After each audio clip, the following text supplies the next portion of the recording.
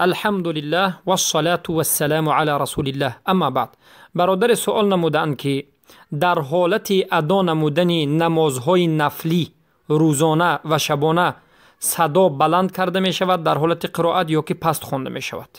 بارک الله فیکم.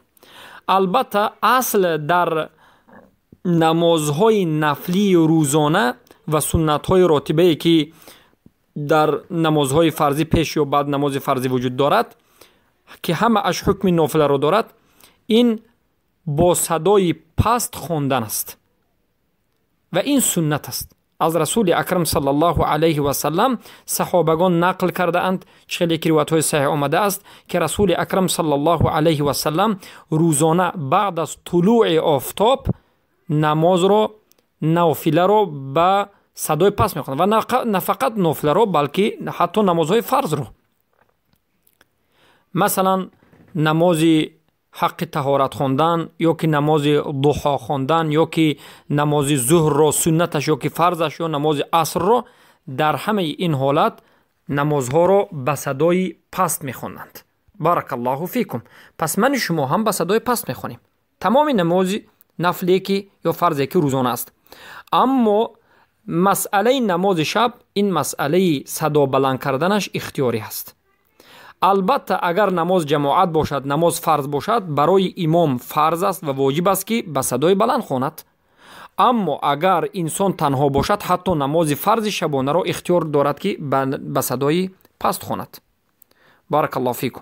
اما در مسئله سنت های نماز شبانه یا که نمازهای نفلی نماز شبانه، اصلش چخیلی که بیان کردیم، هم نماز فرضی هم نماز سنتی که شبانه خونده می شود بعد از داخل شدن مغرب، نماز مغرب، نماز خفتن و نماز فجر. نماز فجر هم این نماز شبانه است، چرا که علما میگن روز گفته ما بعد از طلوع آفتاب را در نظر داریم، چخیلی که از علما نقل شده است و بعضی اجماع را نقل میکنن که روز نهار بعد از طلوع آفتاب است. برای همین نماز فجر هم نماز شبانه است. پس بارک الله فیکم. اصل در نماز شبانه این با صدای بلند قرائت کردن است و همین سنت است. چیزی که از عایشه رضی الله عنها با روایت صحیح آمده است که میگویند کان النبی صلی الله علیه و سلم فی صلاة اللیل ربما جهر و ربما اسر. رسول اکرم صلی الله علیه و سلم در نماز شب در بعضی حالتها بلند میخوندند و در بعضی حالتها پست میخوندند. این دلالت میکند که بلند و پست خوندن هر دویش هم جایز است و این چون از رسول اکرم صلی الله علیه و سلم ثابت شده است که از حدیث حذیفه رضی الله عنه روایت است و غیرشون. این چون از دیگر صحابه نیز آمده است که انه صلی الله علیه و سلم کان یجهر بالقراءة في صلاة الليل ويقف عند آية الرحمة فيسأل وعند آية الوعيد فيتعوذ وعند آية التسبيح فيسبح. معنای این حدیث همین است که رسول اکرم صلی الله علیه و سلم زمانی که نماز را شبانه می‌خواندند، نماز مغرب باشد یا که سنتش یا سنتی نماز باشد یا که نماز خفتن باشد یا که نماز تهجد یا که ویتر باشد، فرق ندارد، نماز را به صدای بلند می‌خواندند و وقتی که به یک آیت می آمدند که از نام‌های الله سبحانه و تعالی عبارت است، از صفات‌هاش، از رحمت الله بیان می‌کرد، در اینجا رحمت الله را می‌طلبیدند، دعا می‌کردند. وقتی که آیات‌های وعید می آمد پناه به الله می‌بردند. وقتی که آیات‌های تسبیح می آمدند تسبیح می‌کردند. مثلا اگر آیت فسبح بحسم ربک فاستغفر باشد، فاستغفر بیاید، در این حالت می‌ایستادند، در این حالت تسبیح می‌کردند. بارک الله فیکم. پس این آیت، این حدیث هم دلالت می‌کند که رسول الله شبانه تلاوت را بلند می‌خوانند و حدیث عایشه مادرمان رضی الله عنها روایت می‌کرد که در بعضی حالت‌ها پست هم می‌خواندند. پس چخیلی که الله سبحانه و تعالی در سوره احزاب آیه 21 میگه لقد کان لكم فی رسول الله اسوه حسنه، به تحقیق برای شما در رسول الله صلی الله علیه و اسوه یا الگوی نیکویی هست. ما باید پیرو بر رسول الله باشیم و رسول اکرم صلی الله علیه و سلم چخیلی که امام بخاری روایت میکنه گفتن صلوا کما رأیتمونی اصلی، نماز خونید چگونه مرا میبینید که نماز میخونم همان گونه نماز خونید. پس این دلالت میکرد که ما باید بر رسول الله در حالت نماز خواندن اقتدا کنیم. روزانه نمازهای نافله و سنتی که میخونیم پست خونیم و نماز فرض رو هم پست خونیم. اما شبانه نمازهای سنتی نفلی باشد یا که حتی سنت باشد هم چکنیم با صدای بلند خونیم جایز است و نمازهای تهجد رو مثلا یا که ویتر رو با صدای بلند خونیم هم جایز است، اما در بعضی حالت пасхонем ҳам ҷоиз аст.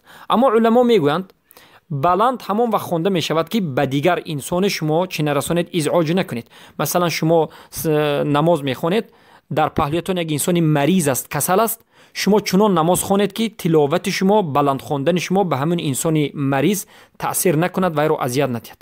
шояд шумо пурсед ки Қуръон ҳам азият медиҳад. Албатта Қуръон касеро азият намедиҳад, аммо садо ва овоз дар баъзе ҳолат бале инсони маризро азият доданаш мумкин аст.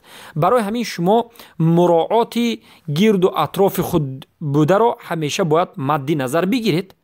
касе вақте ки нест дар ҳолати баланд хондан, вақте ки инсон аст каме пасттар хондан, дар баъзе ҳолатҳо тамоман паст хондан ки фақат худатон садои худатонро фаҳмед, албатта ҳамааш ҷоиз аст. баракаллоҳу фикум. пас асли намози рӯзона паст аст ва асли намози шабона ва суннаташ баланд хондан аст. ва дар ҳолатҳое ки зарар ё ягон азияте ба дигар мерасад, дар ин ҳолат албатта паст хонда мешавад. баракаллоҳу фикум. аммо рӯзона баъзе аз намозҳое ҳаст ки бояд баланд хонда шавад, ба монанди намози ҷумъа ё ки ба монанди намози идайн, ду ид, иди фитр ва иди адҳо, ё ки ба монанди баъзе ҳолатҳо талаби борон, истисқо. ҳамаи ин намозҳо агар рӯзона хонда шавад, баланд хонда мешавад. ё ки намозҳое ки барои хусуф, вақте ки афтоб пешашро гирифта мешавад, афтоба пеши афтоб пӯшида мешавад, дар ин ҳолат намоз хондан албатта суннаташ баланд хондан аст. Инчунин намозҳоро рӯзона ҳам суннаташ баланд хондан аст. баракаллоҳу фикум.